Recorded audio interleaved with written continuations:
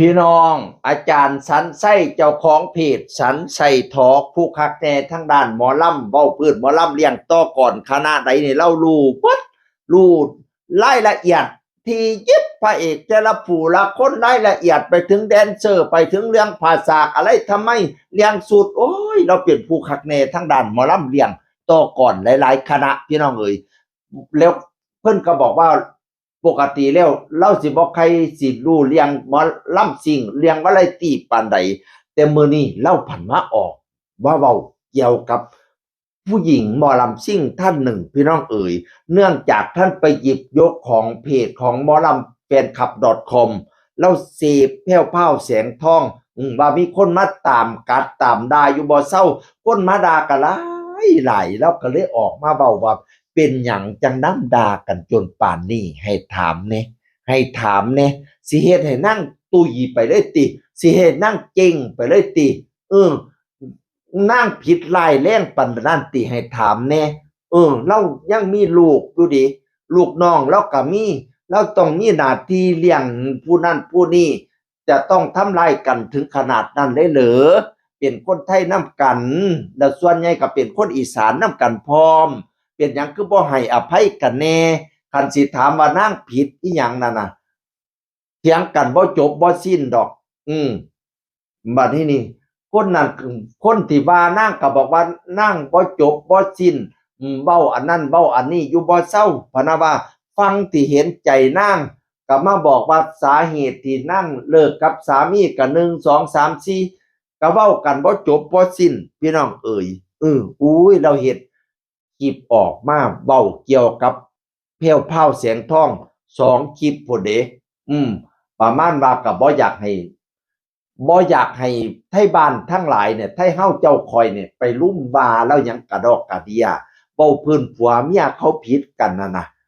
เขาเจ้าก็ต่างคนต่างทำมาหากินของเขาเจ้า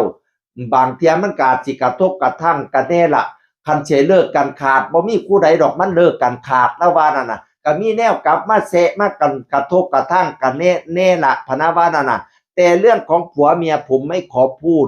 ผมขอพูดประเด็นว่าชาวบ้านเนี่ยเป็นหยังคือไปนำแซะนำกัดนำเห็นเราคักแท้สิเฮ็ดให้เราตุ๋ยกับบ้องพุ่นติสิเฮ็ดให้เราล่มละลายกับบ้องพุ่นติคือบ่ให้อภัยกันแน่พะนะว่านั่นน่ะเฮ็ดคลิปออกมาต้อง2คลิปพี่น้องเอ๋ย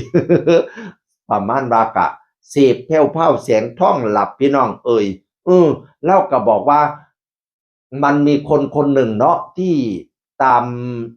บ้าแผ่วพราวอยู่ในหลับพี่น้องเอ่ยแล้วก็คนนั้นก็เฮ็ดคลิปโต้ตอบเราคือกันเราก็บอกว่าคันเจ้าอยากเฮ็ดก็เฮ็ดไปแต่ว่าเจ้ามั่นใจที่ว่าเจ้าเฮ็ดคลิปว่าเขาน่ะแล้วบัดนี้มันสิบ่ตอบกลับไปหาศิลปินที่เจ้าฮักพะนะว่านั่นน่ะ การที่เขาเจ้าด่าเขาหลายๆมันก็ให้มีคนเห็นใจเขาหลายขึ้นคือกันติโอ้อันนี้แม่นพี่น้องเอ่ยคนที่ด่าเพลวพราวด่าแล้วด่าอีกด่าอีกด่าแล้วทำให้คะแนนสงสารเพลวพราวขึ้นมานะตอนนี้นะคนเห็นใจเพลวพราวเยอะขึ้นเห็นบ่แล้วก็มีงานหลายขึ้นมีดอมฮักมีม้าไล่ขึ้นได้ไปฮอดต่างประเทศโอ้ยสรุปแล้วก็ อันใดให้พ่อให้อภัยกันก็ให้อภัยกันซะพี่น้องเอ่ยเฮาฮักศิลปินผู้ใดเฮาก็ไปชื่นชอบศิลปินเตียวชื่นชอบพุ่นน่ะบ่ต้องเข้าทางใดเฮาบ่มักก็อย่าเข้าไปด่าอย่าเข้าไปแซะเขาเถาะความจริงแล้วมันไม่ใช่เรื่องของเราด้วยนะมันเป็นเรื่องของผัวเมียเขาไอ้เรานี่เป็นคนนอกพี่น้องเอ่ยเฮาสิไปด่าหยังเขากะดอกกะเดียเขาผิดกับเฮาติข้อยถามแหน่เออ ด่าเขาไปด่าเขามามันสิได้ไหมสารเดะด้วยรักและเป็นห่วงพี่น้องเอ๋ย นั่นล่ะอาจารย์สันไส้เลาออกมาเว้าลองเข้าไปฟังเลาเบิ่งเด้อเลาเว้าดีๆเว้าเราเว้านิ่มๆพี่น้องเอ๋ยบ่ได้โฮกฮากบ่ได้ฮ้องกากๆใส่ผู้ใดเว้านิ่มๆแต่